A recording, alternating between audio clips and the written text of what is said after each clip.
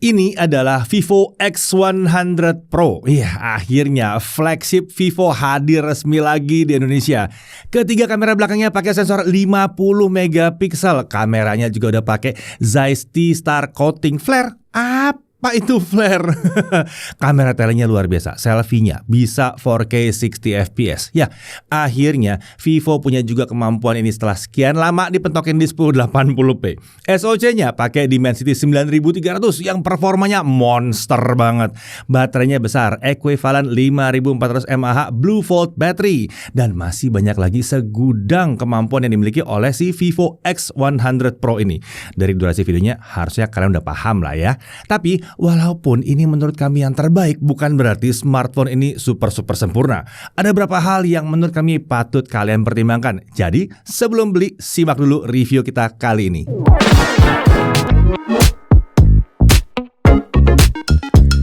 Vivo X100 Pro. Ya, akhirnya Vivo kembali menghadirkan flagshipnya setelah tahun lalu X90 nggak hadir resmi di Indonesia. X100 seri ini ada dua model, ada yang X100 biasa dan ada X100 yang versi Pro. Ada beberapa perbedaan spesifikasi antara kedua model itu, seperti misalnya X100 Pro kameranya telenya itu di 4,3 kali optical zoom, sementara X100 itu di 3 kali optical zoom. Jadi untuk zoom jarak jauh, yang Pro jelas lebih unggul.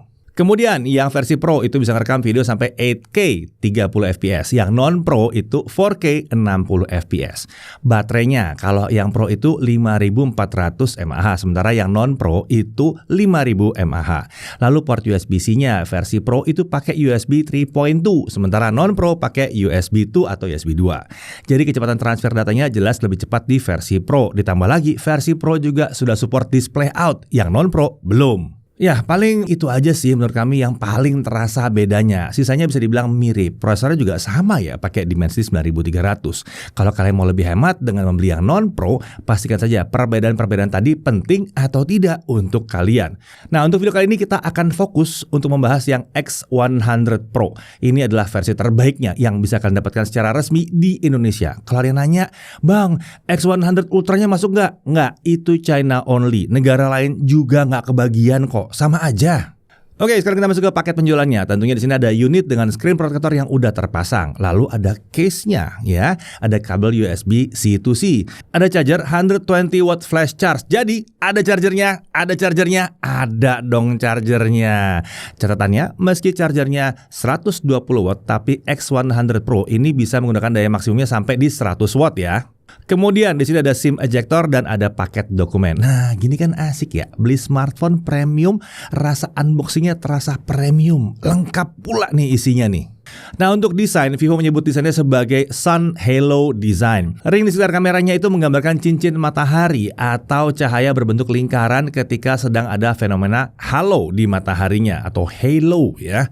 Untuk warnanya yang masuk resmi itu cuma satu warna, Asteroid Black saja. Dimensinya 164,05 x 75,28 x 8,91 mm dengan bobot 225 gram. Jadi ini memang tergolong smartphone yang besar dan lumayan berat. Bodinya sendiri udah punya sertifikasi IP rating IP68, jadi udah tahan debu dan tahan air banget. Cuman memang ya, walaupun kecemplung dia aman, tapi jangan diajak berenang. Bukan itu rancangannya ya. Nah, di sisi kanan ada tombol power, tombol volume up and down. Lalu di atas ada mikrofon dan ada infrared blaster. Ya, ada infrared blaster di sini. Di bagian kiri kosong, bersih. Di bawah ada SIM tray 2 SIM tanpa slot micro SD. Lalu di sebelahnya ada port USB-C. Nah, yang varian Pro USB-nya adalah USB 3. Jadi kemampuan transfer datanya kenceng. Kemudian di sebelah port USB-C ini ada speaker. Speaker ini udah stereo ya. Speaker satunya lagi ada di bagian earpiece-nya. Kualitas suaranya menurut kami sih luar biasa. Suaranya menggelegar dan sangat jernih. Nah, kalau kita dengarkan suara musik yang instrumennya ramai, suara vokal serta alat musik itu cukup bisa terdengar. Jadi separasinya jelas di sini.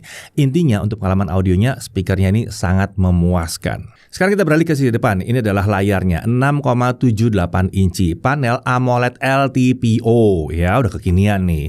Resolusinya 1260 x 2800 pixel alias Full HD+. Corning Gorilla Glass Victus 2 di sini. Refresh rate-nya 120 Hz dengan kemampuan adaptif dari 1 sampai 120 Hz. Menariknya, di Vivo ini tidak banyak syarat dan ketentuannya ya. Kalau layar tidak ada aktivitas, ya bener-bener langsung turun ke 1 Hz aja. Soalnya banyak tuh yang klaim 1 Hz tapi ternyata kalau dicek 24 Hz. 1 Hz-nya tuh bener-bener di skenario yang super spesifik, atau kalau tungguin udah lama banget tuh baru turun ke 1 tuh. Tapi kalau di Vivo, 1 Hz-nya dapat ditemukan di penggunaan lebih umum dengan gampang. Touch sampling rate belum ada angka pastinya di berapa Hz, tapi dari pengalaman kami, respons layarnya mantep bener, nggak ada masalah. Mau dipakai tap-tap atau nge-swipe sangat-sangat responsif. Vivo mengklaim kalau brightness-nya ini bisa nyampe 3000 nits. Nah, kalau kita uji, brightness di indoor itu setting manual, kita dapat sekitar 500 nits. Sementara untuk simulasi outdoor, itu bisa sekitar 1300 nits. Ya, klaim 3000 nits itu sepertinya lebih untuk skenario khusus seperti untuk konten HDR misalnya, dan hanya titik kecil doang. Itu umum sih ya. Untuk skenario umum itu biasanya sih nggak nyampe 3000 memang. Yang secara umum dapat tuh ya tadi 1300. Itu udah tinggi banget sih sebetulnya karena udah di atas 1000 nits. Di bawah matahari yang terik jelas ini bukan masalah. Layarnya tetap bisa nampilin konten dengan sangat baik. Nah, terkait warna layar ada beberapa mode warna yang disediakan oleh Vivo. Ada mode standar, bright, dan profesional. Untuk standar dan bright itu diarahkan ke 100% DCI-P3. Bedanya di setting bright aja nih, warnanya tampilnya lebih gonjreng aja di sini. Kalau kalian mau ngedit konten ya untuk sosial media misalnya, atau ya konten apapun lah ya mau diedit ya, saran kami pasang di profesional karena itu lebih diarahkan ke 100% sRGB. Nah, karena ini AMOLED, always on display juga tersedia. Bisa kita atur nyala sementara, dijadwalkan, atau selalu nyala. Ya dong, namanya juga flagship, masa AOD-nya cuma 10 detikan? Nah, di layar ini juga terdapat in-display fingerprint scanner. Teknologi yang digunakan sayangnya memang masih optical, belum ultrasonic. Padahal dulu di X80 Pro udah pakai ultrasonic dan area scanningnya sangat besar. Itu cukup revolusioner pada masanya. Sayangnya nggak dilanjutkan di sini.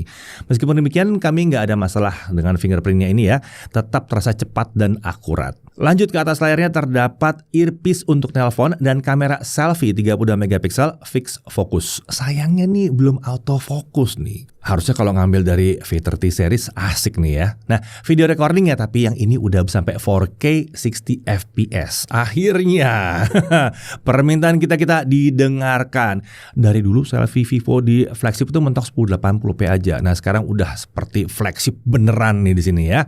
Nah, beralih ke sisi belakang. Di sini ada modul triple kamera plus 1 LED flash. Untuk kameranya itu ada kamera utama yang Vivo sebut sebagai Zeiss 1-inch main camera. 50 megapiksel di sini. Sensornya Sony IMX989 1/0,98 inci. Bukaannya f1.75 dan ini udah kamera autofocus. Tentunya optical image stabilizer ada.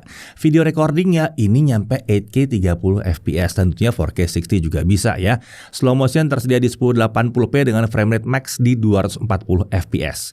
Beralih ke kamera ultra wide angle-nya. 50 megapiksel sensor 1/2,76 inci. Bukaannya f2.0, autofokusnya juga bisa. Video recordingnya sampai 4K 60 fps. Kemudian kamera telefotonya 4,3 kali yang Vivo sebut sebagai Zeiss Apo Telephoto Camera. Resolusi 50 megapiksel ini adalah sensor setengah inci ya. F-nya 2,5, ekuivalen terhadap 100 mm dan punya jarak fokus 18 cm. Ini sangat spesial. Jadi tidak hanya kamera ultra wide-nya, tapi kamera telenya juga bisa makro. Asik ya, ada 2 kamera yang bisa makro. Umumnya di telefoto smartphone tuh nggak bisa sedekat ini, yang ini bisa. Tentunya ini juga dilengkapi dengan optical image stabilizer. Video recordingnya juga nyampe 4K 60 fps. Untuk mode kameranya ini dikatakan Vivo sudah menggunakan kaca Corning Gorilla Glass Victus Lens, jadi harusnya cukup tahan terhadap goresan. Dan kerjasama Vivo dengan Zeiss tentunya diteruskan di sini ya dengan hadirnya T-Star Coating. Apa itu flare? Nggak ada flare dengan yang satu ini. Paling nggak minim sekali flare-nya. Kenapa? Ya karena T-Star Coating sejak zaman dahulu kala memang sudah terkenal sebagai coating anti-flare. Lanjut ke spek internalnya, untuk SoC dia pakai MediaTek Dimensity 9300. Detail soal SoC udah ada video tersendiri sebelumnya ya, bisa dilihat di video itu aja. Untuk RAM 16GB LPDDR5X, storage-nya 512GB UFS 4.0. Hanya ada satu varian RAM dan storage untuk yang Pro, sedangkan untuk yang non-Pro itu ada RAM 12GB dengan storage 256GB. Nah, selain SoC MediaTek, Vivo juga memasang chip ISP tambahan di dalamnya, yaitu Vivo V3 chip ya. Jadi chip ini akan bekerjasama dengan SoC utamanya dalam pemrosesan gambar dari kamera si smartphone ini. Untuk baterai ini disebutkan sebagai equivalent 5400 mAh Blue Volt battery. Untuk wire chargingnya dengan kabel dia bisa mencapai 100 watt flash charge. Untuk wireless charging bisa 50 watt wireless flash charge, tapi butuh charger khusus dari Vivo untuk bisa mencapai 50 watt. Yang sayangnya chargernya untuk saat ini belum dijual secara resmi. Kami coba pakai wireless charger yang umum yang kebetulan ada di kami. Nah, kebetulan ini paling kencangnya 18 watt dan ternyata masih tetap bisa jalan di 18 watt. Nah, untuk bypass charging sayangnya di sini emang belum bisa. Untuk OS dia pakai Funtouch 14 dengan basis Android 14.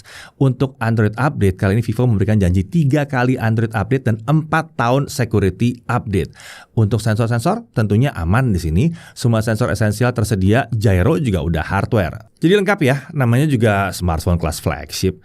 Untuk fitur keamanan tentunya ada in-display fingerprint scanner dan ada face unlock. Untuk konektivitas dia udah 5G ya, 2G, 3G, 4G, 5G bisa. Wi-Fi-nya udah Wi-Fi 6, Wi-Fi sharing tersedia dan Bluetooth-nya adalah versi 5. Nah, terkait Bluetooth codec, kami udah pakai alat pengujian yang khusus di sini dan meskipun list Bluetooth codecnya banyak, tapi yang berfungsi di sini adalah SBC, AAC, Qualcomm aptX Audio dan HD Audio, lalu LDAC atau LDAC ini juga bisa.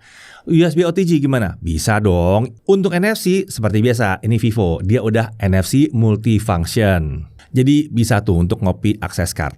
Untuk display out tentunya bisa dihubungkan ke monitor, TV, proyektor bisa. Kita lanjut ke pengujian performanya, kita benchmark dulu ya. Biasanya di setting baterai itu ada profil performanya seperti power saving, balance, atau boost mode. Nah, saat kami telusuri ternyata pengaturan itu hanya tersedia pada menu game sidebar yang bisa kita akses saat membuka game. Jadi untuk benchmarknya, kali ini kita tes apa adanya aja. Nah, untuk Antutu 10 skornya ada di 2 jutaan. Cukup dong kalau udah 2 jutaan ya. Lalu Geekbench 6, single core di 2194, multicore di 7342, monster banget ini. GFX Bench, car chase off screen 1080p 157 fps. 3D Mark Slingshot Extreme Unlimited graphics score-nya 27 ribuan. 3D Mark Solar Bay di 31 fps. Ini untuk yang ray tracing itu ya. Sekarang kita coba stress testnya hasilnya gimana. Kita lihat di 3D Mark Wildlife Stress Test. Tanpa kipas, stability-nya ada di 69%, sementara kalau dikipasin, stability-nya naik ke 76,3%. Nah, untuk CPU throttling test selama 30 menit tanpa kipas, stability-nya ada di 72%, sementara kalau pakai kipas dia naik ke 78%. Ya, senang banget ya ngeliat SoC kelas flagship ini bisa bersaing dengan Snapdragon. Biasanya kalau udah flagship hasil benchmark-nya ngebosenin karena Snapdragon lagi gitu ya. Jadi di sini terlihat ya, MediaTek udah sangat-sangat bersaing untuk SoC kelas flagship. Nah, jadi seru nih sekarang nih. Oke, sekarang kita masuk ke gaming. Sebelum gamingnya mulai, pastikan dulu fitur boost mode-nya udah aktif. Ini berguna supaya performanya bisa maksimal. Kita mulai dari Mobile Legends. Settingan terbuka ini udah maksimal ya di sini ya. Grafisnya bisa ultra dengan frame rate di ultra yang artinya bisa jalan di 120 fps. Untuk SoC sekencang ini 120 fps masih terhitung enteng. Dimainin 3 match berturut-turut, ya nggak pernah turun di bawah 100 fps. Lanjut, Real Racing 3. Nah, game ini juga bisa jalan di 120 fps. Biasanya di smartphone Vivo itu kendalanya bukan di performa. Terkadang saat masuk game, refresh rate-nya turun ke 60 Hz yang bikin FPS-nya terkunci di 60 fps. Kalau di sini nggak masalah, aman. 120 fps lancar tanpa masalah. Lanjut ke Subway Surfer. Sama seperti Real Racing, Subway Surfer kita pakai juga untuk ngecek apakah dia bisa jalan 120 fps atau enggak. Dan ternyata di sini aman lagi, jalan di 120 fps. Nggak perlu nyeting macam-macam. Lanjut PUBG Mobile. Nah, Vivo X100 Pro ini jadi salah satu smartphone yang kebagian setting maksimum di PUBG. Kita bisa setel di smooth 120 fps dan game berjalan dengan sangat lancar. Catatannya yang satu ya, pastikan boost mode-nya aktif. By default terpasang di balance soalnya. Kita pernah lupa nih, setel ke boost. Yang terjadi adalah setelah sekitar 6 menit dimainin, FPS-nya turun dari 120 ke 60 fps. Padahal setting frame rate adjustment dari setting PUBG-nya nggak diaktifkan. Nah kalau boost mode-nya aktif, itu lebih oke. Game bisa jalan terus di 120 FPS. Oke, moment of truth kita pakai Genshin Impact. Kita coba dengan setting highest 60 dengan traveling setengah jam dan hasilnya rata di 60 FPS. Nggak perlu pakai kipas pendingin, rankingnya udah S+, mentok ya. Genshin sudah dilibas oleh Dimensity 9300 yang ada di Vivo X100 Pro ini. Suhunya gimana? Cuma anget-anget tipis aja. Layarnya terpanas di 42 derajat Celcius. Bodi belakang terpanas cuma 40 derajat Celcius. Penyebaran suhunya tergolong sangat baik, kecuali di bagian modul kamera yang tebel ini ya. Ya wajar sih ya. Kapan nih Genshin buka 90 FPS atau upgrade visual lah, ray tracing misalnya, atau apalah FSR, apalah bisa lah di situ kan. Kayaknya nggak ada masalah sama SoC yang satu ini ya. Dan perhatikan ya, suhunya tanpa kipas. Kita bahkan nggak perlu ngeluarin kipas untuk yang satu ini. Luar biasa kan? Adem. Lanjut, Honkai Star Rail. Game satu ini sebenarnya bukan game standar pengujian kami ya, tapi kami iseng aja karena game ini lebih membakar dari sisi panas ketimbang Genshin. Soalnya kalau di Genshin jadi terlalu adem tadi yang satu ini. Oke, kita cek hasil frame rate-nya dulu ya. Hasil grafis di very high dan frame rate di 60 FPS. Skenario terberatnya adalah jalan-jalan di kota. Frame rate-nya hanya bisa berjalan sekitar 45 FPS. Dan setelah 12 menit ternyata performanya bisa turun ke kisaran 35 FPS. Ini sebetulnya nggak ada masalah ya untuk gamenya sendiri. Benar-benar nggak ada masalah. Orang nggak berantem di sini ya. Nah, untuk suhu permukaan layar terpanas di 48 derajat Celcius dan si bodi belakang juga mirip sekitar 47 derajat Celcius. Perhatikan bahwa ini bukan suhu smartphone paling panas kalau kita main Honkai Star Rail. Tapi memang ini sudah terhitung panas karena ada di atas 45 derajat Celcius. Jadi kalau main game yang ini sangat kami sarankan pakai kipas aja atau setel untuk dia fix di 30 FPS. Lagian ini game turn based juga. Banyak yang bilang, Bang, masukin Wuthering Waves dong buat testing, itu lebih berat dari Genshin. Tim kita sudah melakukan riset dan kesimpulan kami game ini belum stabil untuk jadi bahan tes. Di Snapdragon 8 Gen 3 atau Dimensity 9300 saja ini masih agak patah-patah. Bahkan di PC yang kencang pun masih bisa patah-patah ya. Kalau begini artinya developernya masih banyak PR. Bukan artinya dia pasti lebih berat daripada Genshin. Bukan. Dulu juga Genshin kayak begini, makanya di awal-awal Genshin keluar kita belum pakai. Tapi setelah Genshinnya stable, nah baru kita pakai ya. Jadi mungkin untuk game satu ini tunggu aja lah ya. Oke, sekarang kita lanjut ke pengujian kameranya, tapi seperti biasa bareng sama Chris ya. Oke, di tangan saya kali ini sudah ada Vivo X100 Pro nih teman-teman. Jadi langsung aja kita lihat kemampuan kameranya seperti apa. Nah, yang pertama saya pengen coba ini adalah mikrofonnya. Jadi suara yang kalian dengar sekarang ini adalah suara langsung dari mikrofon smartphone-nya. Saya nggak pakai mikrofon eksternal. Kalau misalnya untuk video sehari-hari atau mungkin vlogging, hasil suaranya jadi seperti ini. Nah, ngomongin mikrofon, di sini juga ada fitur yang namanya vocal enhancement. Ini tuh semacam teknologi noise cancellation gitu. Dari Vivo sebelumnya udah ada sih di flagship Vivo sebelumnya. Dan di sini juga ada. Cuman sayangnya setelah saya coba, fiturnya ini sepertinya masih ngebug ya, dimana noise-nya masih tetap terdengar. Ini saya udah aktifkan fiturnya, tapi seperti kalian dengar itu suara sekitar masih masuk ya. Lalu ini saya coba matikan. Hasilnya seperti ini. Saya coba nyalakan lagi, hasilnya jadi seperti ini. Nggak kurang gitu terdengar bedanya. Kalau saya bilang sini ada bug software aja sih. Harus itu noise di sekitar bisa hilang kalau fitur ini diaktifkan. Nah, kalau ngomongin kualitas suaranya sendiri memang subjektif ya teman-teman. Jadi tergantung kalian dengar dari speaker apa juga. Kalau menurut saya pribadi, kualitas mikrofonnya itu udah kelas flagship banget lah. Nggak ada masalah dari segi kualitas suaranya. Cuman paling fitur vocal enhancement-nya aja. Semoga bisa dibenerin sama Vivo lewat software update. Nah, masih ngomongin mikrofon, ada fitur yang sangat saya apresiasi dan ini sangat bermanfaat untuk konten kreator video. Akhirnya, di setting video ada indikator mikrofon mana yang kita pakai. Ada opsi pakai Bluetooth TWS atau mikrofon eksternal. Dulu ini belum ada nih. Buat yang penasaran fungsinya apa? Nah, dengan setting seperti ini, kita jadi bisa lebih yakin kalau sumber suara videonya nanti itu dari mikrofon eksternal yang kita pakai. Contohnya seperti mikrofon yang satu ini. Gimana? Mantap kan?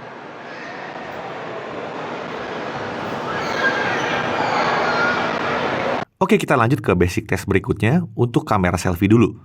Akhirnya kamera selfie atau kamera depan ini bisa merekam video di 4K 60 fps. Komplain saya bertahun-tahun terjawab juga di sini. Stabilizernya pun bisa jalan dengan baik. Ini sudah layak banget jadi kamera selfie kelas flagship. Detailnya tinggi, warnanya bagi saya juga oke, cukup natural hasilnya. Dari segi sudut pandangnya juga sudah cukup lebar. Jadi pas vlogging begini nggak muka kita doang isinya. Kalau gitu perfect dong kamera selfie-nya ini. Ya jelas enggak ya. Ada dua hal yang agak saya sayangkan, yaitu kameranya ini tidak autofocus. Jadi kalau kita mau nunjukin benda ke dekat kamera kayak begini, itu nggak bisa. Kenapa ya Vivo nggak pakai kamera dari Vivo V30 series-nya aja ke sini? Ini kan X series, dan ini kan flagship sejatinya Vivo. Mestinya kita dapetin teknologi terbaiknya dong. Kemudian soal dynamic range, by default udah cukup bagus, tapi belum maksimal, dan untuk memaksimalkannya kita butuh nyalakan fitur HDR videonya.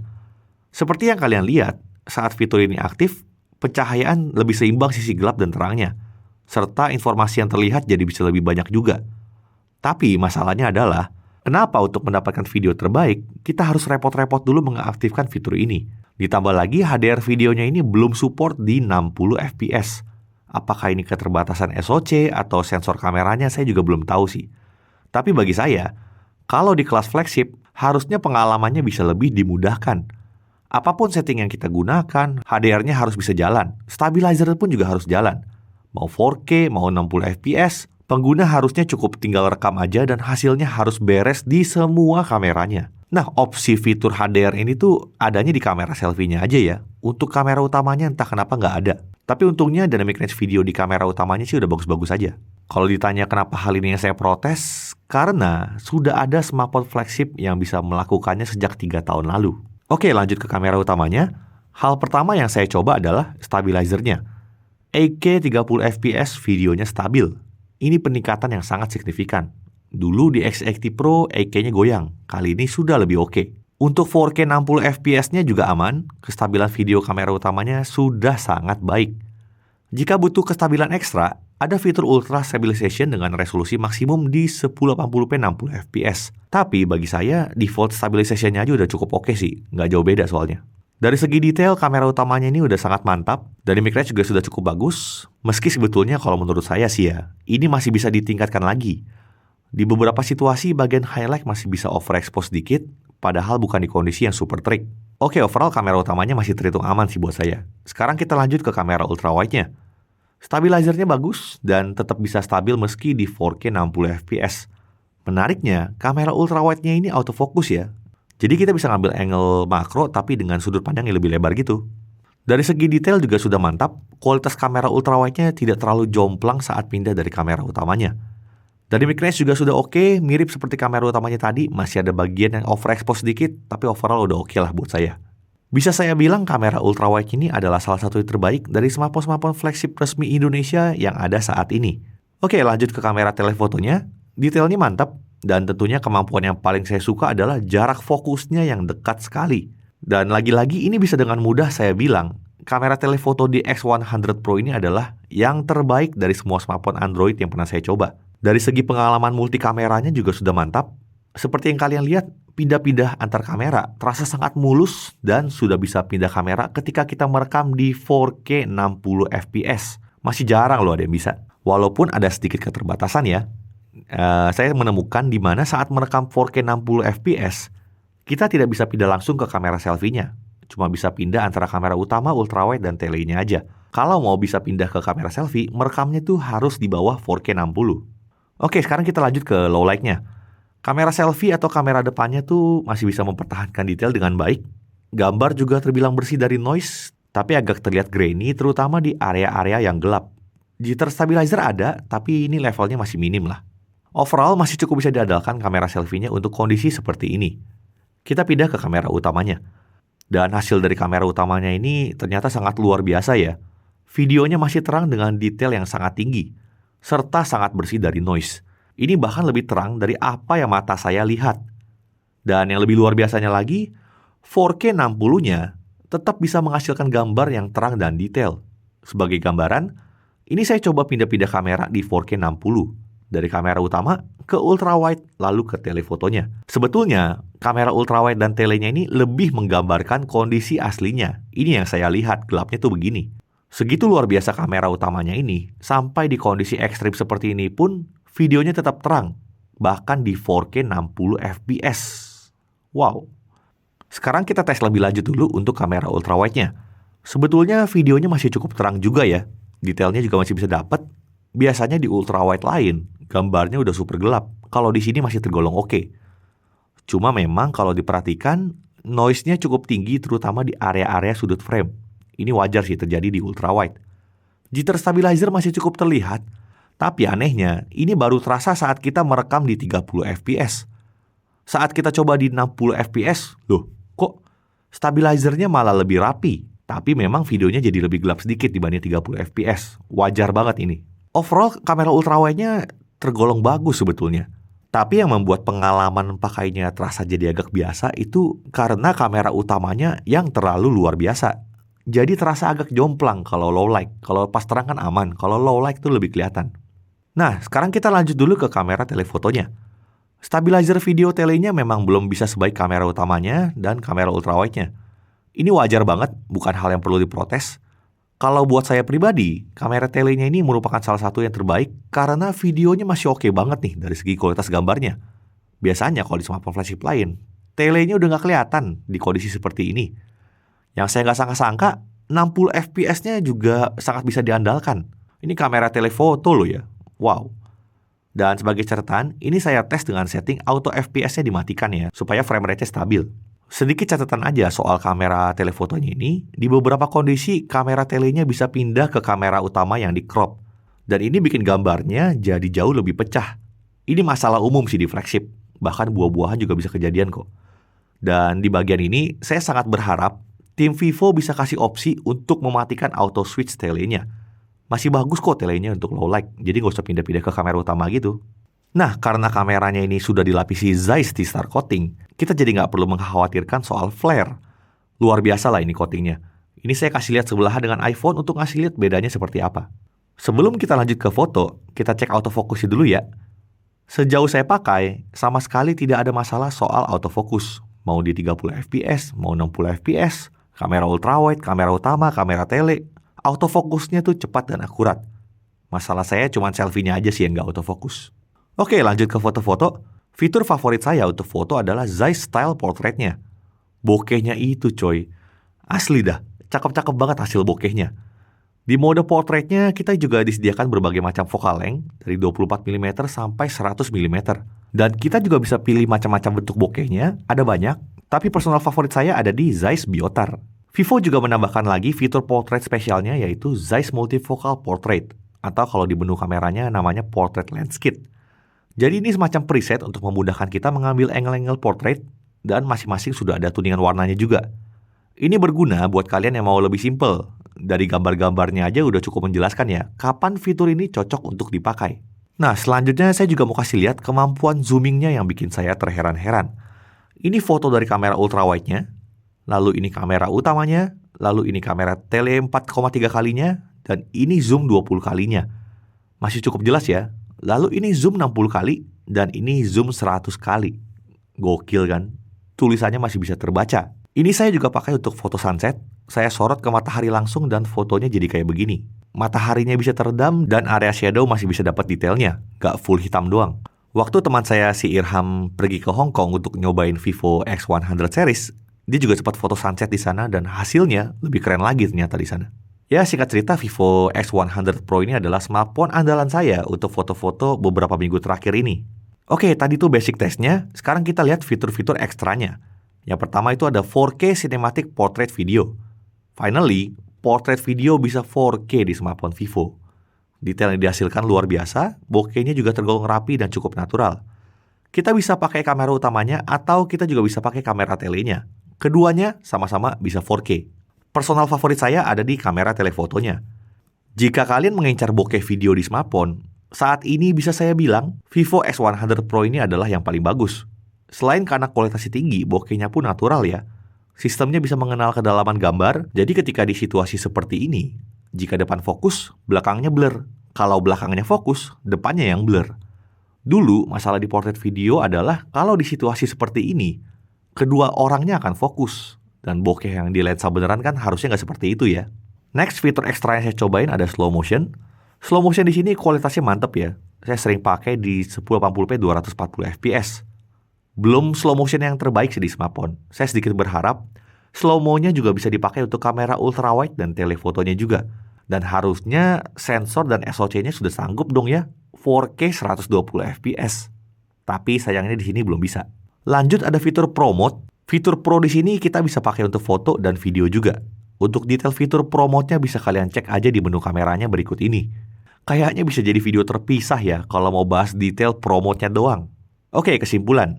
Dari pembahasan ini, harusnya kalian sudah lumayan paham lah ya. Kenapa saya bilang ini kamera smartphone terbaik tahun ini. Tapi meskipun bagi saya ini yang terbaik, bukan berarti sempurna ya. Berikut saya rangkum hal-hal yang menurut saya masih kurang dari kameranya ini. Yang pertama, selfie-nya tidak bisa autofocus, kemudian HDR videonya jalan di selfie dengan frame rate 30 fps doang. 60 fps belum bisa. Lalu slow motion hanya bisa di kamera utama, kamera ultrawide dan telenya belum bisa, lalu belum bisa merekam video 4K 120 fps. Dan entah kenapa pindah-pindah kamera saat merekam di 4K 60, kita tidak bisa pindah ke kamera selfie-nya. Lalu yang terakhir adalah belum ada opsi untuk mematikan auto switch telefotonya. Kenapa hal-hal kecil begini yang saya protes? Ya karena ini flagship. Dan kebanyakan yang saya protes itu lebih ke pengalaman softwarenya. Seharusnya pengguna umum tuh nggak perlu mikirin hal-hal perintilan kayak begini. Semakin tinggi harga smartphone-nya, pengalaman kameranya tuh harusnya dibuat lebih mudah lagi. Tapi ya terlepas dari komplain saya tadi, sekali lagi saya tetap tidak ragu untuk mengatakan ini adalah kamera smartphone terbaik yang bisa kalian beli secara resmi di Indonesia saat ini. Menyenangkan loh kalau ada persaingan kayak begini. Jadi, gelar kamera smartphone terbaik nggak melulu yang itu-itu aja. Sekian pengujian kameranya Vivo X100 Pro. Kita lanjut lagi ke pembahasan berikutnya. Oke, kita lanjut ke pengujian baterainya ya. Untuk YouTube lokal video playback 1080p non HDR. Baterai baru habis setelah bukan 20 jam. 24 jam, bukan 25 jam 28 menit. Ya, 25,5 jam. Mana itu yang bilang katanya kalau MediaTek pasti boros dan panas? Enggak tuh. YouTube streaming ya, selama 30 menit baterai turun 3% saja. TikTok selama 30 menit baterai turun 4% saja. Untuk Genshin Impact selama 30 menit main di highest 60 fps baterai hanya turun di 12% saja. Jadi hasil tes performa dan baterainya ini menjawab rasa penasaran kami terkait SoC1 ini. Tadinya kami kira dengan tidak adanya core yang hemat daya di sini, ini bakal bikin panas berlebih dan sangat boros baterai. Ternyata tidak. Dimensity 9300 yang diracik sama Vivo ini sangat impresif dari sisi performa dengan baterai yang tergolong baik. Bukan yang terbaik, tapi sudah salah satu yang terbaik. Terutama kalau lihat dari performanya. Oke, lanjut. Kita tes untuk charging. Dengan charger bawaan, 0-50% butuh waktu 14 menit. Untuk mencapai 100% butuh waktu hanya 34 menit. Luar biasa kencang. Nah, kita lanjut lagi untuk Netflix sudah L1, AV1 bisa, HDR10 bisa, YouTube 4K 60 HDR nggak ada masalah di sini. Haptic feedback kelas flagship, feel-nya empuk, presisi, nggak ada protes lah di sini ya. Nah, untuk harganya karena pada saat video ini dibuat ya harganya belum di fix, jadi harga kita taruh di dalam deskripsi. Cek di situ, ada kok harganya dalam deskripsi dan menurut kami harganya pantas sih. Oke, sekarang kita masuk ke hal yang perlu diperhatikan. Pertama, bodi smartphone ini besar dan berat. Walaupun ya sebenarnya sepadan dengan teknologi yang ada di dalamnya ya. Nah, di kelas flagship seperti ini sebetulnya fitur pada UI smartphone akan jadi sangat penting untuk dipertimbangkan ya. Jika kalian sebelumnya bukan pengguna Vivo, ada baiknya kalian pelajari dulu apakah fitur-fitur Vantage OS itu sudah memenuhi kebutuhan kalian atau belum. Vantage OS ini termasuk UI yang cukup sederhana. Mungkin ada fitur-fitur spesifik dari UI yang lain yang belum ada di sini yang kalian butuhkan ya, tapi kalau menurut kami sini udah oke sih. Kemudian ada beberapa kemampuan dari kamera kelas flagship yang kami harapkan tapi sayangnya emang belum ada di smartphone ini. Seperti misalnya fitur selfie autofocus atau beberapa optimalisasi software seperti yang dijelaskan oleh Chris tadi ya. Kemudian kita sedikit berharap Vivo kembali menggunakan teknologi fingerprint ultrasonic seperti yang ada di Vivo X80 Pro. Area fingerprintnya juga bisa lebih besar lagi nih sebetulnya. Akan memudahkan dalam pemakaian saat unlock fingerprint atau kalau perlu yang pakai 2 jari sekaligus. Nah, itu juga Vivo yang kenalin dulu tuh ya. Kemudian pada prakteknya sehari-hari charger juga bisa jadi sebuah masalah. Untuk mendapatkan kecepatan charger yang maksimal, charger dan kabelnya harus dari Vivo. Keduanya harus sepaket. Itu kalau mau chargingnya maksimal speednya. Tapi ini sih memang masalah umum untuk smartphone yang pakai protokol charging khusus seperti yang satu ini. Nah, untuk kelebihannya, untuk hal yang kami suka, pertama, ini adalah salah satu kamera smartphone terbaik 2024 yang resmi di Indonesia, ya. Lalu dia udah pakai Zeiss T-Star coating, nggak ada nih flare tuh susah banget nyarinya di sini, ya, terutama untuk kamera utamanya yang di belakang ini. Lalu dia punya Zeiss Style Portrait, keren. Zeiss Multifocal Portrait, desainnya kemudian, waduh, ini mewah banget desainnya. Dimensity 9300-nya punya performa yang luar biasa kencang dan surprisingly stabil di sini. Suhu kerja tergolong adem, baterainya tergolong awet, chargingnya kencang banget. Setting pada game udah bisa maksimal. Brand sebelah ada kok yang SoC-nya maksimal, tapi setting gamenya belum maksimal. Lalu after sales-nya ini punya reputasi yang sangat baik. Contohnya apa? Ya, ketika layar kena lightsaber dan udah di luar garansi, Vivo masih memberikan fasilitas ganti layar secara gratis, ya. Ayo, ngaku, yang kena siapa ya? Pasti tahu tuh ya. Dan tentunya yang satu ini juga punya kelebihan umum yang biasa kita dapatkan di smartphone kelas flagship, seperti misalnya IP rating di IP68 yang tahan kecemplung, layar AMOLED 120Hz LTPO, wireless charging, walaupun ini spesial ya, wireless chargingnya super kencang kalau bisa nemu wireless chargernya. Lalu USB 3, udah display out, kualitas speaker yang luar biasa, speaker juga stereo ya, jangan mono. Lalu infrared blaster ada di sini ya. Update OS lumayan panjang juga di sini. RAM dan storage-nya ini juga besar. UI-nya bersih dari iklan, harus dong. Konektivitasnya udah terkini semua. Oke, jadi kamu udah paham kan kenapa video satu ini lumayan panjang ya, karena terlalu banyak hal yang menarik dari flagship Vivo kali ini. Dan rasanya ini sebetulnya belum terbahas semuanya. Kalau semua yang menarik itu harus dibahas, ini bisa lebih panjang lagi. Tapi paling enggak, seharusnya ini sudah bisa memberikan gambaran untuk kalian yang berencana untuk meminang smartphone ini. Kalau nggak beli pun nggak apa-apa, tapi jangan baper kalau belum bisa. Karena paling enggak, kalian bisa belajar tentang teknologi seperti apa yang bisa dihadirkan Vivo beserta dengan Dimensity atau MediaTek ini. Jadi kalau kalian mencari smartphone flagship non-foldable resmi di Indonesia dengan kamera yang terbaik saat ini, terutama untuk fotografi, bagi kami Vivo X100 Pro ini adalah juaranya. Melihat kelengkapan lainnya yang sudah terasa flagship sejati, bagi kami harga yang ditawarkan sudah terasa sangat pantas. Terima kasih banget Vivo sudah memberikan perlawanan seru di tengah monopoli pasar smartphone flagship di Indonesia. Saya Deddy Irfan, Jakarta TV.